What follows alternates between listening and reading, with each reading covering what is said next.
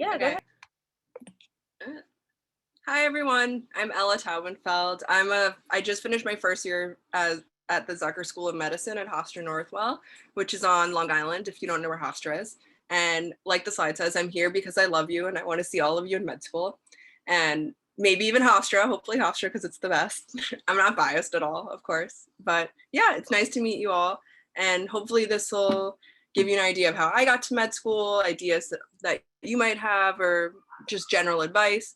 I won't super be able to see the chat while I'm presenting, but I'm gonna have time at the end for questions. And then I'll look at the chat after too. Perfect. All right, so this is my little roadmap to med school. And we're gonna start with being a doctor sounds cool. Maybe I should be a doctor. So for me, the first things that got me interested in medicine were one, all the medical TV shows, especially Scrubs, and seeing gross medical pictures and thinking I was so cool because I wasn't grossed out by them. And this is like, I'm one of those weirdos who I was interested in being a doctor when I was like 7. I don't have any doctors in my family. I was just like, oh, this seems cool. Why not? And I didn't know what I was talking about at all. I didn't know what was involved in actually doing it, but it worked out in the end that it is actually what I wanted to do. And then the things that actually got me interested in medicine were one, being able to work with people every single day because I'm a people person and I like talking to people and I like helping people. Always learning about new concepts, new procedures, new medications, and just being on the forefront of learning things and doing things that are new. Arguably the most important thing to me being someone that my patients can really trust to take care of them when they're vulnerable. So trust in multiple ways. And one in the sense of like, this person knows what they're talking about and they're actually going to help me. And also trust to like treat them like a human, treat them like a person, and make them feel taken care of. That's something that's really important to me. And then lastly, understanding how we work. I've always found it really cool learning more about the human body in like my biology classes. That's why you'll see I ended up majoring in biology. I just find it really interesting to think like every time I would learn something new, I'd be like, wow, this one thing, if it didn't happen, we would die. Even like, learning the Krebs cycle in bio, which I've always hated. And you're gonna learn the Krebs cycle so many times. I learned it again this year. But whenever I would get a little bit fed up with it, I'd be like, you know what, without this one step of the Krebs cycle, I would die. So this is pretty cool and it's pretty important. So when you're first thinking about a career in medicine and you're considering it, or anything in healthcare, my advice is to try and get as much exposure as you can, which I think this applies to interest in anything, because the more time you spend in the field, the more you're going to be able to see, do I actually like this? So when it comes to healthcare, that can be shadowing doctors, it can be doing research, it can be just talking to people in healthcare, and it can be taking all the like relevant classes to see if the field is actually interesting to you. So you don't have to start doing this like, when you're a child or anything, but I mean, it'll be useful for you to figure it out as early as you can, just so you can be like, oh, this seems interesting to me. Maybe I want to pursue it more. So getting all of that kind of exposure is really the best thing, and talking to multiple different people because everyone's going to have their own opinion. But ultimately, at the end of the day, listen to yourself of like, oh, this is actually interesting to me, regardless of what people say. Because you're going to meet some people who are cynical and are like, how you should never be a doctor and what a nightmare. And you're going to meet some people who are like, oh, it's the best thing in the world. But you just have to try and be objective looking at the field and see like, could I picture myself doing this for the rest of my life? And also, if you meet one doctor in one specialty and you don't like them or you don't like the specialty, it doesn't mean you're going to hate medicine. Give it a couple chances too before you like totally write it off. But you have to figure out for yourself, is this something I really want? Because it's a lot of work. So next up on my journey was going through middle school and high school, where I was like, oh, I love my biology classes, which that's pretty much all of middle school, which is why we're skipping it. It was just, yeah, I still want to do this and I'm awkward, was middle school. High school was when I really started getting more serious about it. So I was taking like AP classes, I was doing science research, I was talking to more doctors. So for me, I was really lucky that my high school had an established science research class. They were actually like one of the first in the country to do it, which is very cool. So the structure of their program was sophomore year, you build or you pick a topic and find a mentor. Junior year, you build a project and do it over the summer. And then senior year, you write up your work and submit it to competitions. So for me, sophomore year, I was like, tissue engineering sounds cool. Let's do that. So my whole sophomore year was like learning how to read papers and like actually understanding the science and finding a mentor, which I'm going to talk about how to find a mentor if that's something you want to do. Junior year was actually like, okay, what am I going to do this summer? That summer was doing the experiment. And then senior year was all the getting over my fear of public speaking because you have to present a million times. I'm going to also say you don't need to do research in high school to be a good applicant for college or med school. Like, it's probably good to do research at some point. High school is really early. I was just lucky that my high school had a program. If you're in high school now and you're freaking out, like, oh my God, I have to do research to be in medicine, like, don't worry, like, you don't have to. It's okay. But if you're interested in it, it's cool. And it's a good experience that I recommend. So for me, research got me more exposure to science and medicine, which is important for confirming, oh yeah, I still want to be a doctor. I learned how to read and write scientific papers, which takes a lot of time and a lot of practice. Like, I remember when I first started and I read my first journal article, I had to Google like every other term. And then I would Google the term and I'd have to Google stuff in the definition of the term. And it was like a whole rat. And like reading one paper would take me like a whole day. Now I can read a paper, in like 20 minutes, not even, depending on the paper. So it's like all those things of like that will be important down the road, if you're trying to learn about like innovations in your field or understand what's going on. You need to be able to read a scientific paper. So getting that early exposure helped me learn how to do that at an early age, which was just really helpful and useful in college and in med school. And I also learned how to write, and I learned how to write because it's like I was in high school and I didn't super know what I was doing, but I got like, it was my first time. And it's cool to be able to do all that stuff initially, when you're young. You don't have to like worry about like, oh, this is high stakes. It was like, no, it's just a high school class.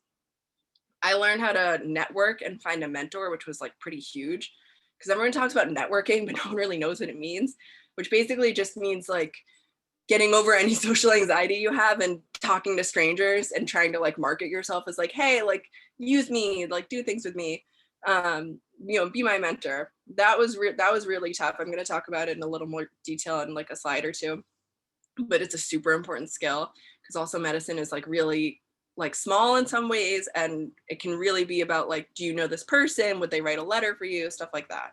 I learned how to do public speaking and give a presentation, which is why I'm not like, panicked right now talking to all of you. So that's all, like, you're going to need that in pretty much anything. And then also I made some really fantastic friends and mentors that I now consider friends. So I had a great time doing research. It's not necessary, but highly recommend. So if you're looking for a mentor, like whether that's research or just generally, there's like two big paths really that you can do. There's other ways you can try and find them. This is what I did. So in high school, I did the cold calling method because I didn't know anyone in the field. So I picked my field. I was like, oh, tissue engineering, that's cool. I read papers, and it was like all these different scientific papers. And every single paper is written by some people, the authors. And you know what's great about the authors is that they have to put their contact information. So I would read a paper, and if it sounded cool to me, I would write down the person's email, and then I would draft. I had like kind of a vague email template of like, hi, my name is Taubenfeld. I'm, a sophomore in high school, interested in studying blah, blah, blah. I read your paper on blah, blah, blah. I thought it was really cool. I had these questions. Also, are you looking for someone to work in your lab?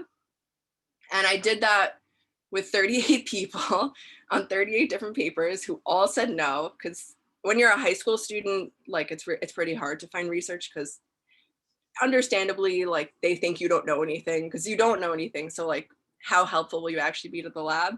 But I did have my mentor, Dr. Garlick, say yes, which it was Garlick, Garlick, not like the food garlic, but he's great.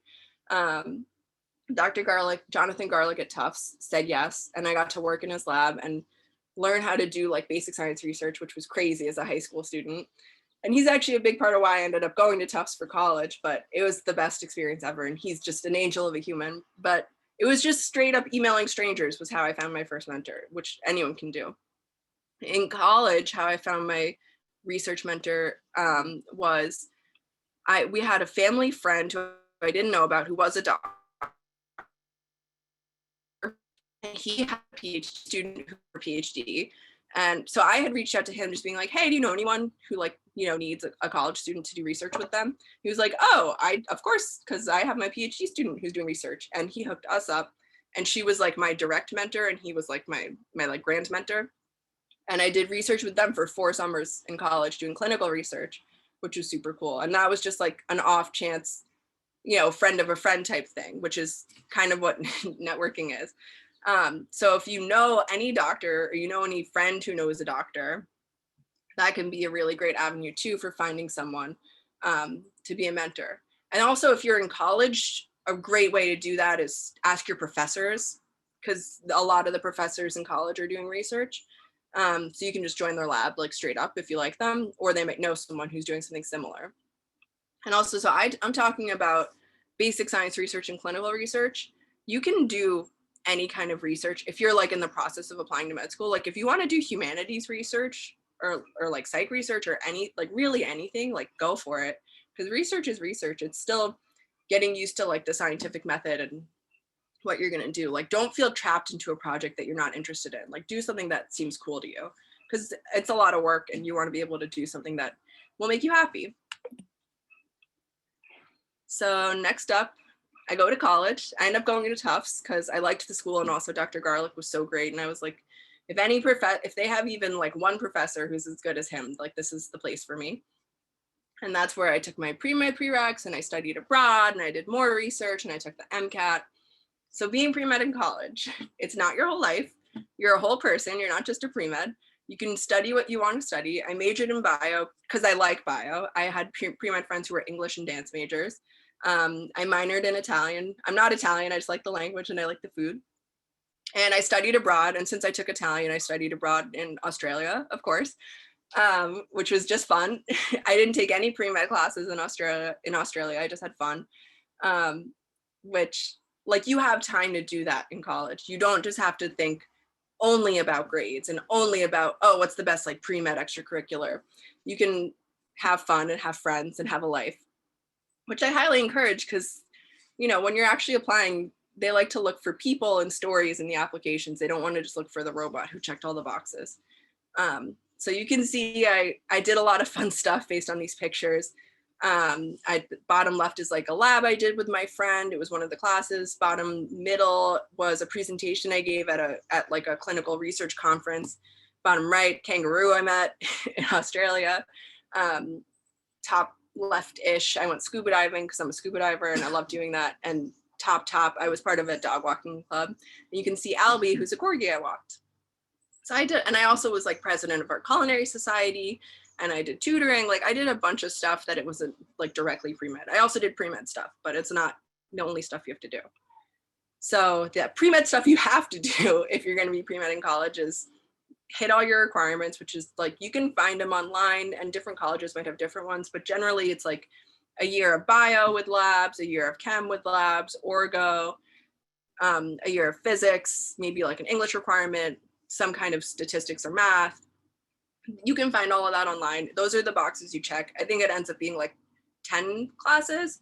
So you'll see a lot of pre-meds major in biology or chemistry or physics because there's overlap with the pre-med requirements, but also just because, you know, that's part of the field of medicine. And if you're interested in that, you might be interested in medicine. So you don't have to major in one of those like big sciencey things, but you can. It does make it easier. I had a great time with my biology major. And I took plenty of classes that were not like pre-med biology classes that I really enjoyed, like marine biology and like food chemistry and stuff like that.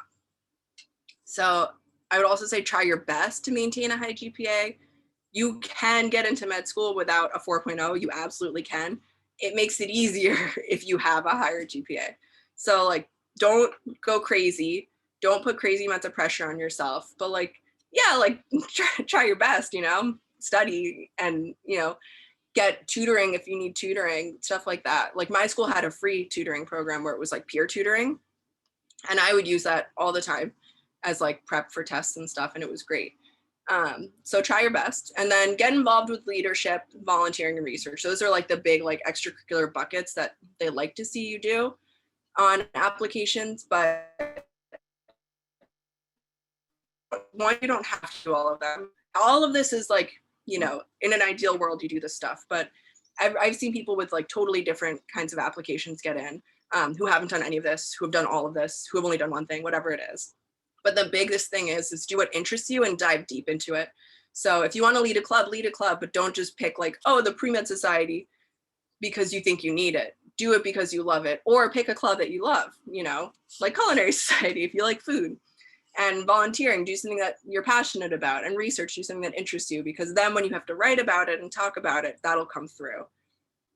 And also you'll have a better time like doing what you actually want to do than doing what you think you need to do. So for the Mcat, which I don't know how old everyone watching is, but you don't need to stress about it right when you start college. You don't need to stress about it until like 6 months before you want to take it. I didn't even know how it was scored until like the year I took it.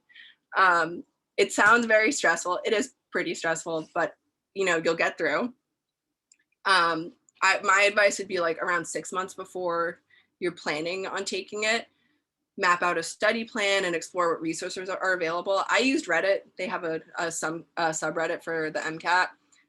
It is a forum and people are just giving advice. So take everything you see with a grain of salt, but they do have a ton of really good advice and really great resources, and great free resources, because there's so many people selling Mcat stuff for so much money because they prey on us being scared and neurotic and wanting to do the best we can.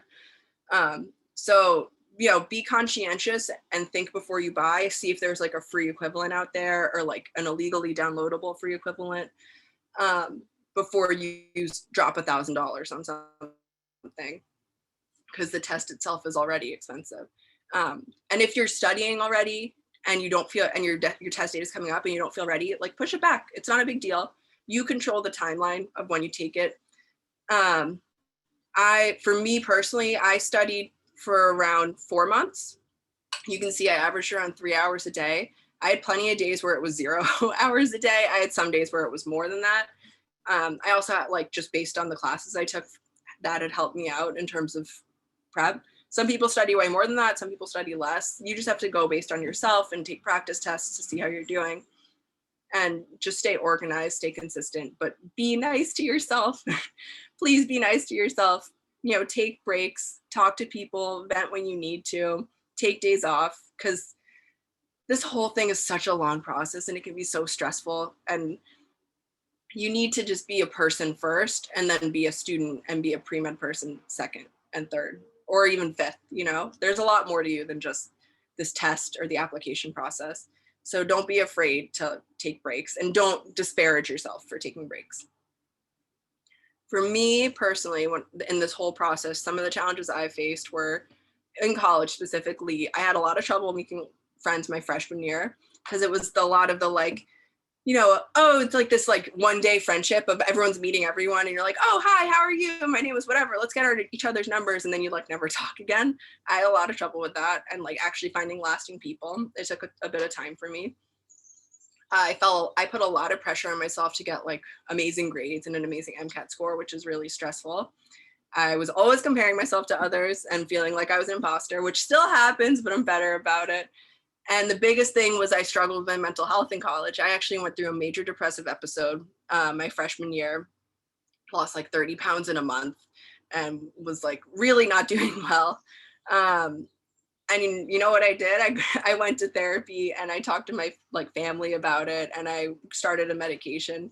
And like within a year of actually seeking help, I was like back to normal and was myself again. But basically this is to say there's no shame in going through something difficult and being depressed and having anxiety, anything mental health related. There's a lot of stigma, but these kind of issues are super common. Don't be afraid to reach out to people. Don't be afraid to get help. Every college campus will have resources. What I found is the more I've talked about it, the more people are open to sharing their experiences with me. And I know so many people who have dealt with like depression and anxiety and OCD, everything.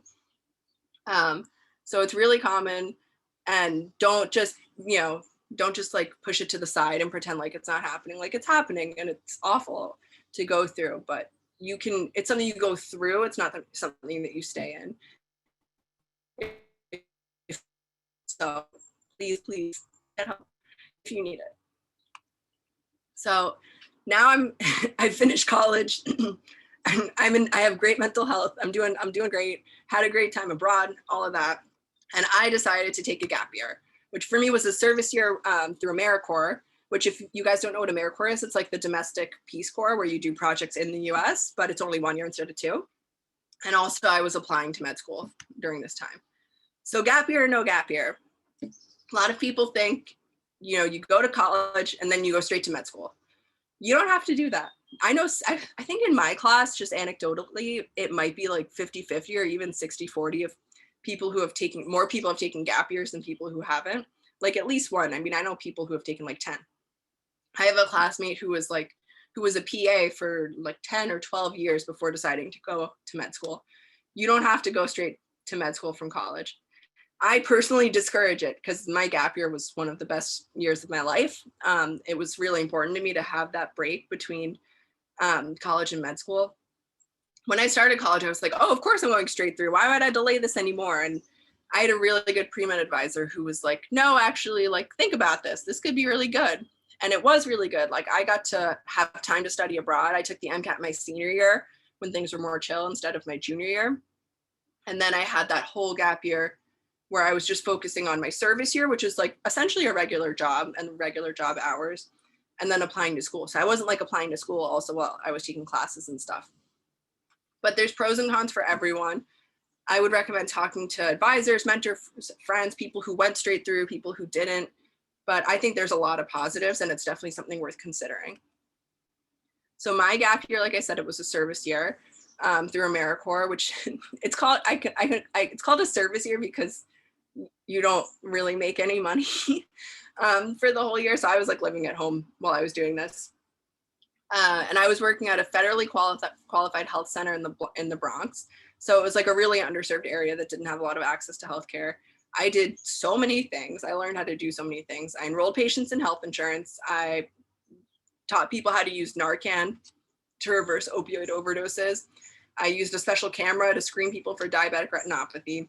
I did the initial psych visits for new behavioral health patients. I organized Reach Out and Read, which is like an early literacy program. And we got trained in like a bajillion things, like health literacy, motivational interviewing, screening, brief intervention, referral to treatment, which is like the initial screening and intervention you do for someone who might have a substance use disorder. And we learned all about like legal assistance and benefits for our low-income patients and our undocumented patients. Basically, I learned so much stuff this year that is all directly pertinent to medicine and treating patients, but that a lot of it you don't learn in med school. The bottom bullet, with all the professional trainings, I have actually found, we have a course thread throughout med school called Patient, Physician, and Society. And I've actually found that there's been a ton of overlap between stuff I learned in my gap year and that course thread. Like everything we've done in PPS so far, like motivational interviewing and learning about health literacy, I actually did in my gap year, which is just kind of like a funny coincidence. But it was such a great year. I got super close with my like service cohort, and I got to meet patients every single day who were really fantastic people. And I just got a lot of exposure to working with NPs and PAs and medical assistants and social workers and nutritionists. Like I got so much exposure to different aspects of primary care. And also like, so when I was in my gap year, that's when the pandemic hit. And my, the healthcare network that ran that clinic, Community Healthcare Network, they opened a COVID test site. I got to work there too. I didn't have to work there. They weren't like, oh, you have to work at this site. I volunteered too. But that was also a great experience because it was like everything shut down. I was like, I can't do anything. And then they're like, you can if you want. And I did. And you can see me in all my PPE. It was super hot under there and like impossible to hear people tell me their name and address. But it was also a good experience. So I had an amazing time in my gap year. I feel like I learned a lot. Plus, it was just really great to have that year for myself and to be like a regular human with regular hours. Like you kind of forget, but like people with regular jobs go to work and then they go home and they're done. Like they don't have homework. They don't have to study for anything. You're just done. And it's pretty amazing. So it's kind of nice to have at least a year of that before you dive back into the whole like academic cycle. So also during my gap year, I was applying to med school. I started the And my advice for that is stay organized, because you're going to probably apply to a lot of schools. I applied to 23, I think, which is actually on the lower end for some people. Like, I think that's like average to slightly low. I had spreadsheets and I to-do lists and I had everything organized so I wouldn't forget to submit certain stuff. I got a lot of advice from older friends who had like just gone through it. And I had so many people read my essays, especially the big ones, like your personal statement. All my secondaries, for people who are early, you might have heard me telling Ashley, it was pretty much just me and my mom, but my mom was a great editor. And with secondaries, I recommend starting them right away with the essay questions from last year, which you can find online, because the schools don't release their secondary applications right away. You might have to wait for them to send it, but usually they use the same essays from the year before. So if you fill it out beforehand, it saves you a lot of stress later. So it's like getting to do it on your own schedule versus getting the secondary and like panicking.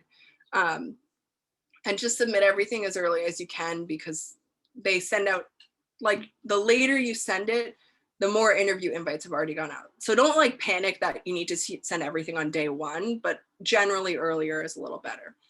The more important advice is be nice to yourself. And take breaks, reminding yourself of why you want to do this, and try not to take every rejection as like it's about you personally. I got plenty of rejections, and also like lots of interviews and like, you know, a couple acceptances too. But like every time you get the rejection, it hurts a little. You're like, oh no, like what did I do wrong? It's like, and it's not about that. It's not about you. It's just about whatever they were looking for. For whatever reason, you didn't fit whatever they were looking for. It happens. You're going to get more rejections than acceptances unless you're like some kind of super person. And it's a tough process. It's a super long process. I was actually like, for me, it was a real year-long process because I was on a wait list at the end for a different school, which I'm really happy I ended up not going there, because I've heard mad things about them since. But anyways, it was like really like July to July for me, which most of you, that it won't be like that. But by the end of it, you're just like so tired and you're just like, I just want to be like done. When you are done, celebrate. Like every school you get into, celebrate super hard. Because like, woo, you did it. That's huge. That's pretty crazy. But be nice to yourself throughout the process, whether it's going well or not so well. And try not to think about it, and stay off of SDN, Student Doctor Network, if you know about it. If you don't know about it, don't worry about it. It's basically just like the most neurotic, like 10% of all pre-meds, talking about the application process and admissions and like stressing over everything. If you spend time on there, you're going to go out of your mind with stress. Like, just stay off. It's not worth it. No, and that's also just like random people giving random advice who don't know what they're talking about. It's just avoid it. It's the worst. So now, finally, woo, med school, I'm here. You can see all of these are pictures from my first year. You can see which ones are actually like at the school in the beginning, because we were all wearing masks, and the ones that are like later in the year where we don't have to wear masks anymore. Hopefully by the time you guys start med school, masks are done. I know for our school they are, which is nice. But yeah, med school has been amazing. I think Diane is going to talk more about the actual logistics of like life in med school. But I'm happy to answer any questions about that at the end too. But I've been having the best time ever. Like, yeah, it's a ton of work and it can be stressful sometimes, especially around exams, but the friends I've made and the stuff I'm learning is just amazing. Like our school, we get certified to be EMTs and we get to do ride-alongs with ambulances. We learn how to ultrasound people. I actually have like a weird like bump on my arm that I'm like, oh, maybe I'll like ultrasound that when I get back to school. And it's cool that I can just kind of say that. But it's just, I just can't even describe, like, it's so much better. Like, it's worth it when you get through. It's really worth it because it's just, I've been having such a great year with all these wonderful people. And I feel like I know a lot of stuff now that I didn't know before, which makes sense. I was in medical school for a year. You should learn stuff every year, but it's still kind of wild where it's like, you know, I'll see a drug commercial on TV and I'm like, oh, I know that drug, like, and I know what it does. It still can kind of like catch me off guard of like, oh, I kind of know things, and it's super cool and I love it. And I really like how small group and a lot of working together, and less of the, like, we still have lectures, but it's less of that and more of the small groups, which I find for me works better in terms of learning. But it's just, yeah, I can't recommend med school enough. And if it's something that you really want to do, like, go for it, and be persistent and just keep that end goal in mind, because it's really great, and I'm glad you're all interested in it. So that's pretty much it for me. Oh, this last slide is showing, this is what your journey actually looks like. It's not the nice little road. It's the car going crazy all over the place. But then you end up where you want to end up eventually. So yeah, this is Diana. You have a question in the chat from Ashley. She's asking, what was the biggest transition from college to med school? Okay, but let me stop my share. Biggest transition from college to med school, I think for me was, thank you for all the compliments, people. I think learning how to study again, because actually I had a big transition in terms of like my study type. In college, I would almost exclusively just study on my own and make these really elaborate study guides where I was like rewriting all of my notes. Med school, one, I didn't have time to make these elaborate study guides. And two, I started working with people way more. Like, I found a really solid group of friends, and we would go through everything together and talk through things together and write things on whiteboards. So kind of readjusting my expectations of how I would study was probably the biggest thing. And also readjusting my expectations of how much I would feel like I really knew before an exam, because you just learn way more quickly. So I was always, you're kind of always like, oh no, I don't know anything, like I'm falling behind. You kind of always feel like that a little. So you just kind of get used to that, and you don't let it scare you too much, because it would have scared me way more in college. But now I'm like, this is an acceptable amount to not know before I take this test. And then I take the test and it goes okay. So just getting used to that and getting used to the pace of things for me was the biggest transition. And Zoe, so for me, I applied to 23 schools. I got, I think, like 8 interviews. I have to look, I don't remember exactly. And I got into 3, and I was on the wait list for 2.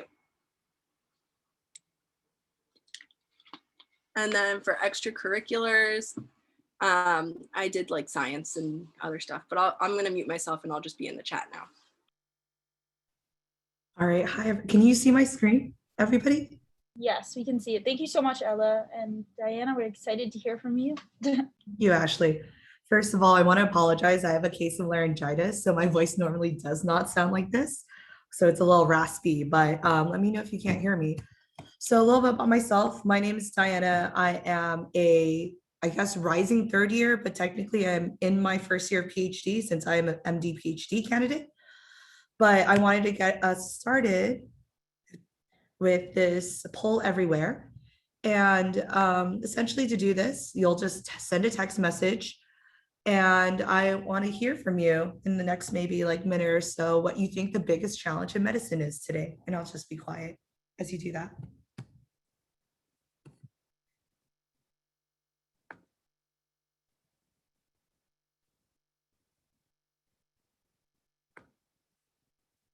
And again, you'll need to text into this number 37607 with the code Diana Lee 002 in order for it to pop up here.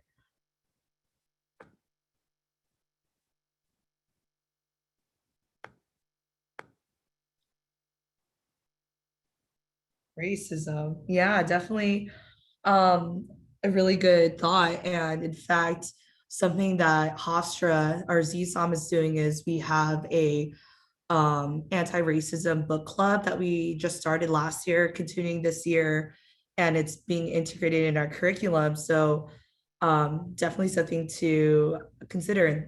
This is really cool. I'm glad this is working. But health, accessibility, disproportion, prejudice, all these burnout, great, great, great.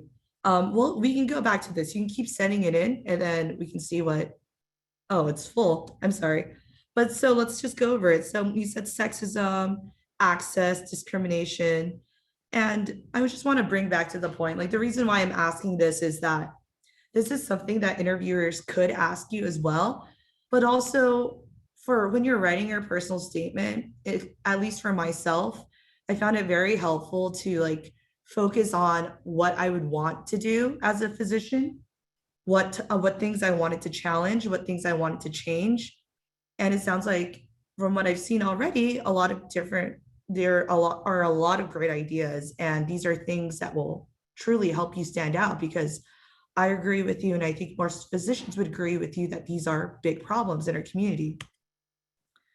All right, so I'm going to tell you about my very non-traditional journey. I don't have cute animations like Ella, but it's kind of long. So I did my undergraduate at San Jose State University. It's a public state school. I'm originally from the San Francisco Bay Area in California. And being a state school, we don't have a medical school affiliation. We don't offer graduate degrees. It's mainly to teach students how to go into like a corporate position. And ultimately, I thought that was like not for me. And I wanted to like pursue higher education in terms of like grad school or med school or something. So I transferred to UC Davis. It's a much larger public school, and it is affiliated with a medical school. And it actually had the degree that I wanted, which is biochemistry, because that was not offered at San Jose. So then I graduated from Davis. And at that point, I wasn't sure if I wanted to pursue a PhD or an MD. So I ended up working in biotech in Silicon Valley, where I worked at SRI International, which is a cute picture in the middle here on the top middle. And essentially that really helped me figure out, like, in fact, that I did want to become a doctor and more so a physician scientist, but I needed to work on it a little bit more. So I pursued a post-baccalaureate program at University of Pennsylvania in Philadelphia, which you see on the bottom middle, cute statue, Benjamin Franklin there. And in my post-bac, I also pursued clinical research and also clinical experiences to beef up my application. And then after this long journey, here I am. This is me at my white coat ceremony. It was in person pre-COVID, and I look very happy there, I think. All right, so why did I do all of that? You may be asking. So I mentioned it. I wasn't sure if I wanted to pursue medicine. Initially, I wanted to pursue a PhD, and more so, I needed to work on my extracurriculars. My application was very lopsided. It was, if anyone saw my CV or my resume, they would say, "Oh, she wants to do a PhD versus medicine," and I needed clinical exposure. And the big question that I had to ask, and I saw this in the chat too, is why an MD, or why medical school versus everything else? So I needed to rule out, like, why not just pursue nursing if I wanted to help people? Why not pursue PA? Why not DO? Why not do a PhD? And the big question is, why specifically did I want to become a physician scientist? And did I understand what that role was? All right, so at San Jose State, there are a lot of pictures here, but a little bit more information about myself is I'm a first generation college student. And that being said, my parents immigrated from Taiwan, and I grew up in Hayward, California. It's on the bottom left. These are maps showing medically underserved areas, and I didn't even realize that Hayward was one of these areas until applying for medical school. And in talking to some of my classmates, I realized that, you know, there were differences in and basically like just daily lives, like what was normal in school. Like for myself in elementary school and middle school, we weren't allowed to wear red and blue due to gang violence. And I thought that was just something normal across the US. More so, a lot of my friends just didn't have access to healthcare. And I thought that was how it was in the United States, because my parents also didn't understand at that point. But ultimately, I went to college at San Jose. And this bottom picture of this woman, her name is Dr. Karen Singmaster. And she was definitely the spark that inspired me about the pathway to do an MD PhD. Because on the very first day of general chemistry, she presented this paper full of like other specialties that are not commonly talked about. So they had dual degrees like MD JDs, which is a law degree and a medical degree. There are like DO PhDs now, MD PhDs, and like clinical laboratory scientists, as well as another career. But I'm really thankful to Dr. Singmaster, because she basically opened the door for me to and introduced me to all of these different pathways that I didn't even know existed at the time. So now that I was curious about research, I joined a research lab. So in this top middle picture is actually a picture of my research group. And in the middle is Dr. C, Dr. Sharuzel, who's the tallest one. And we're all undergraduates here. We don't have graduate students at San Jose State. So it was a great learning environment. And I explained it in the chat question, but I'll just reiterate. Like, it took me emailing different labs, like on campus, telling them I was interested in pursuing research and being honest that I didn't have like any research experience, but I'm willing to learn. And eventually someone responded, Dr. C responded to me and was like, yes, come, let's meet, let's chat, and we can get you started. So definitely encourage everybody to go ahead and do that. So, and then this picture on the top right is just my mom on the bottom. This is family friends, and this is in Taiwan where my family's from. All right, so I transferred my sophomore year to junior year to UC Davis. And some of the reasons why I transferred was that San Jose was limited majors.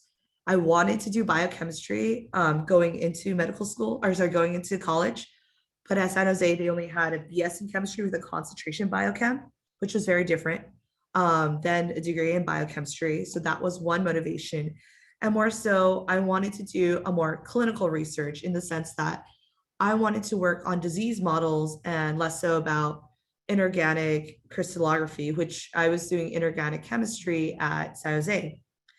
And also at this time, I was considering the idea of medical school, and I thought to put myself in a better position. That being said, some things I did is I joined another clinical research lab with that in mind. It's in the top left. This is Dr. Maselli in the middle, the older man with the sunglasses, and my research group. Again, all undergraduates, no graduate students. We did have one postdoc that's onto the left of Dr. Maselli, but it was a great environment. We were studying congenital myasthenia gravis. We had an opportunity for the patients to come in.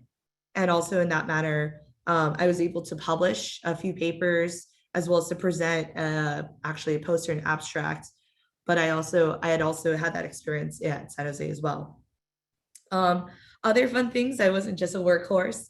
While at Davis, I founded a student organization, ASBMB, because I was passionate about biochemistry. It's the American Society for Biochemistry and Molecular Biology. I was the president at the time. Bottom left is a picture of the current, or one of the current group members. Now it's a professional organization. We put on events for like networking and stuff. So I highly encourage you at your university, if there is a professional organization, even if it's not medicine, to go ahead and join it. And then oftentimes that will spark, like help you meet people and help you get a better idea of what you want to do as well for the future. And then I also joined a cultural club because my heritage was important to me. I joined Tau, which is the Taiwanese American organization. It's the bottom right picture here. And it was actually really great because Tau actually has a professional group as well called ITASA. And there's like a listserv that is listed like who was a physician where all across the United States that I was able to reach out and talk to people and find like shadowing experiences or just hearing what their experience was like. So definitely utilize the resources that you do have right now. All right, so I graduated and I went into work at SR International. But at this point, to be honest, like I also had no idea what I wanted to do. And I thought like, okay, I'll work in biotech. Silicon Valley was like the hot thing. And you can get a lot of like, I could earn money, I could save up for what I needed to do. And a lot of my friends were doing it as well.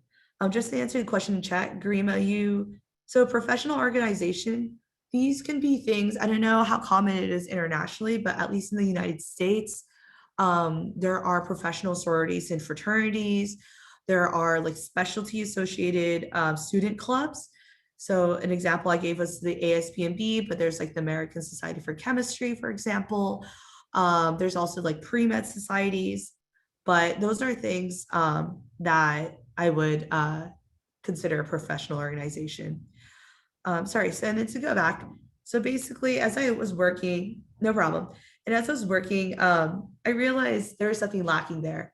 I was doing clinical or like preclinical trial research, studying sleep and circadian rhythm, and I was running like drug trials, and it was really cool because there was the patient impact there, but I wasn't working with patients, and it didn't really give me the fulfillment that I wanted.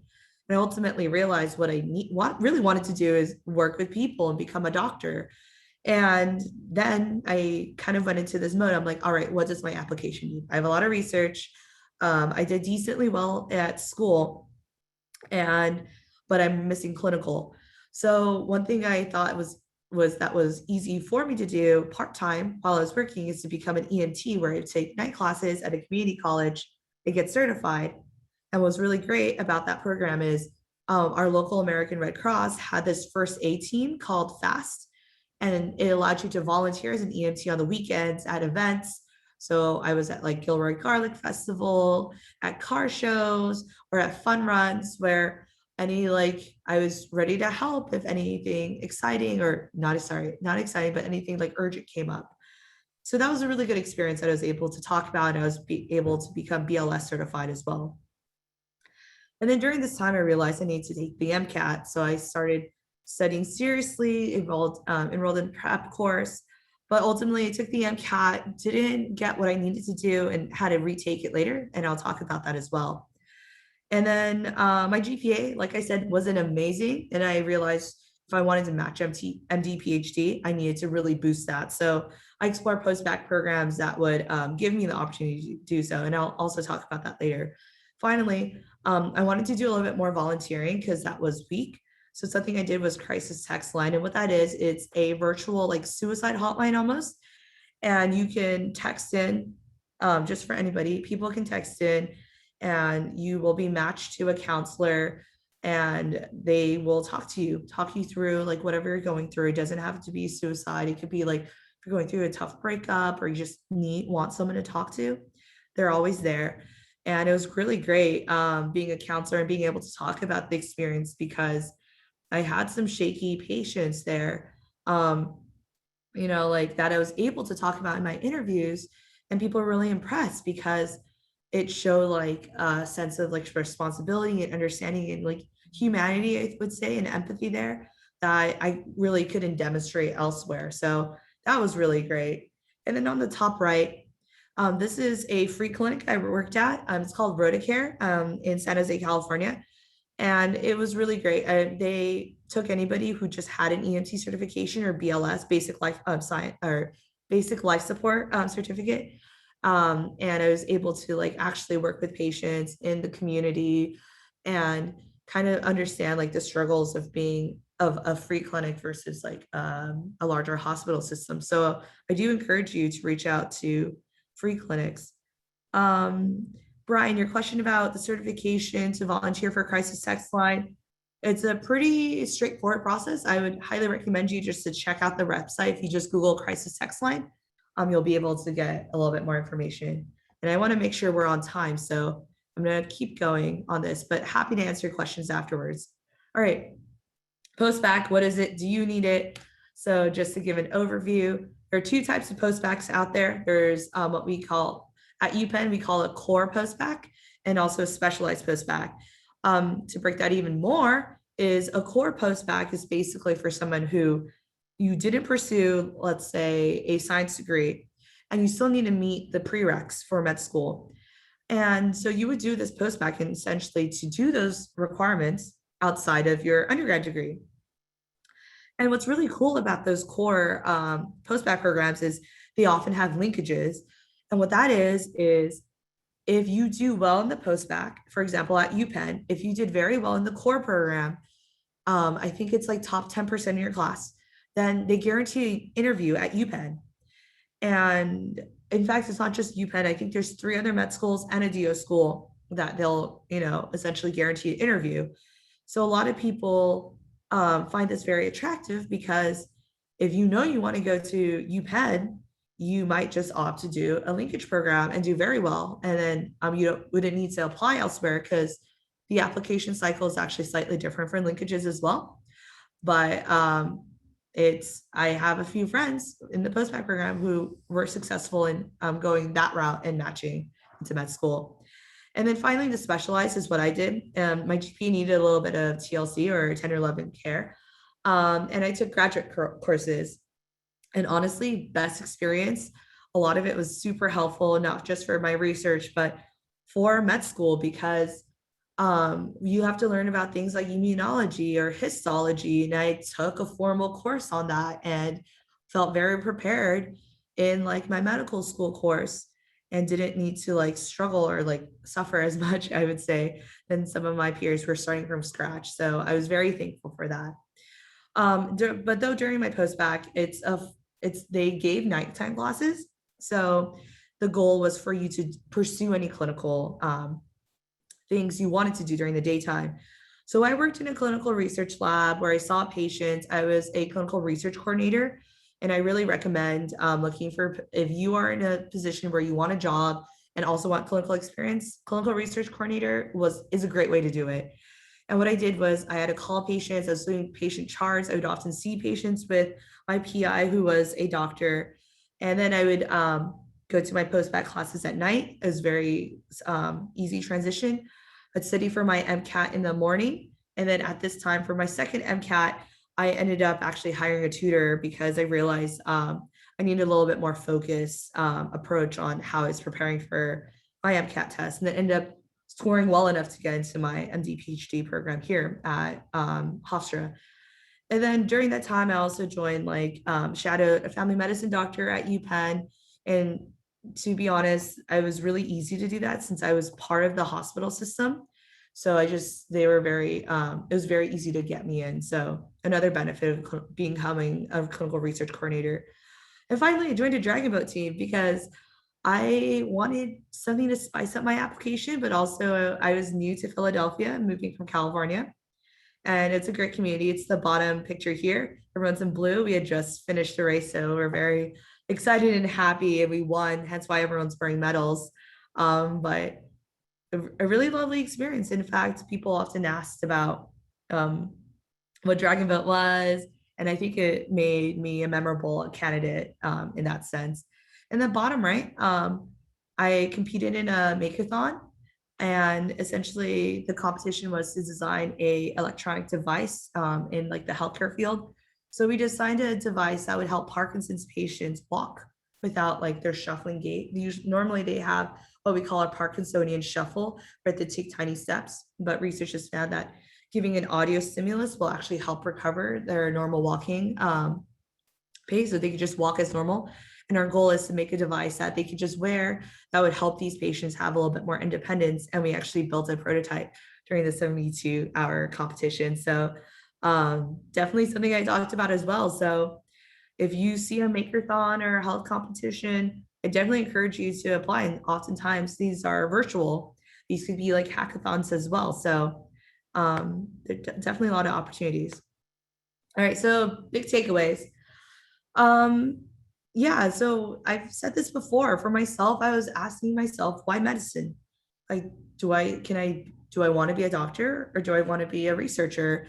And ultimately I realized that for me, I wanted to do translational research. I wanted to take what was done in the lab. I wanted that like formal training and that intensity of research and bring it into the clinic and like impact patient lives. I was very thankful that my last PI at UPenn, Dr. Scherer, he was an MD PhD himself, and what he was doing with his career was exactly what I wanted to do myself. And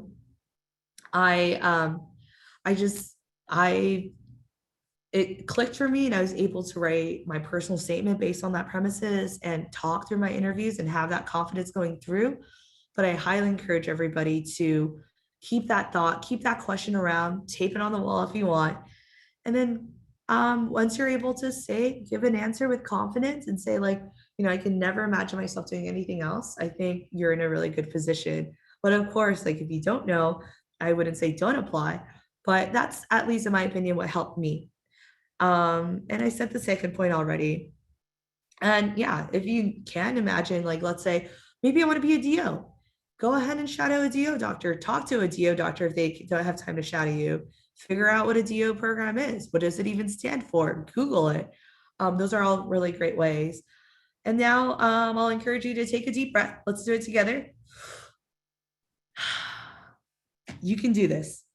Med school applications are really difficult. Med school can be really difficult as well, but it's make sure you have fun. Undergraduate time is time for you to explore what makes you excited.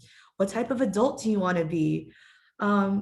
What friends do you want, right? Like you don't need to be pushing all the time, right? And that's kind of like a sinkhole that I fell into. Take time for yourself, make meaningful conversations, talk to people. Like talking is always helpful. Do things that scare you. Do you ever wish that, I don't know, you want to go on a trip to Colorado and like go cliff diving? Do it. Like life is short, as we've seen with the pandemic. You can do anything that you put your mind into. I definitely believe that, at least for myself. A lot of people told me, no, we don't think you can do med school. We don't think you can transfer. We don't think you can get into MD PhD program. And here I am, kind of like proving myself and constantly, validating that, yes, I can do this. And ultimately, when you have fun, you end up being a very interesting person and you can talk about those experiences and you're, I think that's just a great thing. And talk to your peers. I think oftentimes you'll find a great community that you find is supportive and will push you through. My post-bac group has stayed in contact with me, and everyone, some of them failed in their first year of like applications and they were able to pursue through later on. All right, so really quick, I know we have 2 minutes, but I just wanted to give you an overview of what med school was like. So this is what the MD PhD program is like. I'm not sure if you can see my cursor. If someone can just say, yes, I can see it, that'd be great. But okay, perfect. So med school for MD PhDs, you have first 2 years. And yes, that is Anki. Anki is gonna be your best friend here, in my opinion.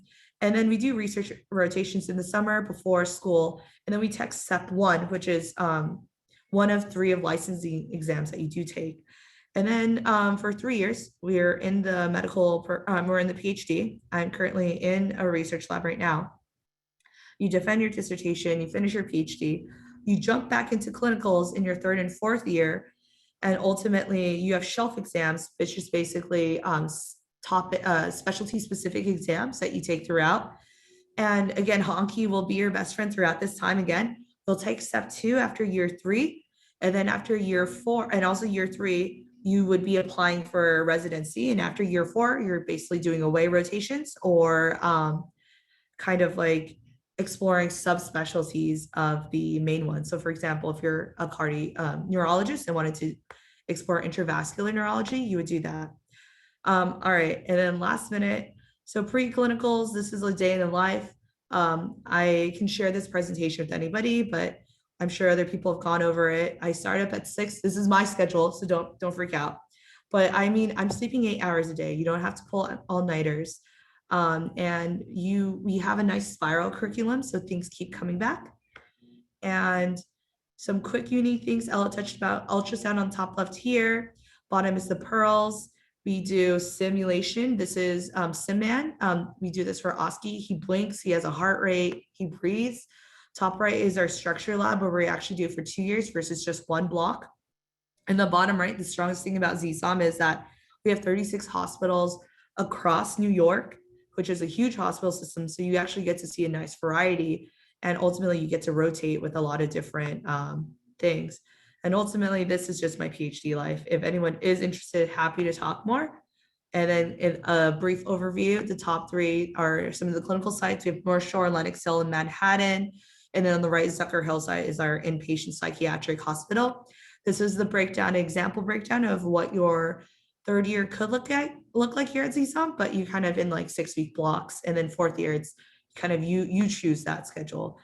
Anyways, that is my presentation. That's my email. I'm happy to answer more questions later. I know that end part kind of got snipped up, but happy to chat more. If you want to send me your personal statement, I'm happy to review it or anything else. And thank you. And to answer that really quick question about what was it? Do you still have to take exams over what you covered in year 1, year 2? No. So after my step 1, we have to take step 1 before we enter PhD. So that's never an issue. All right, so I'll turn this over to Ashley. Thank you again.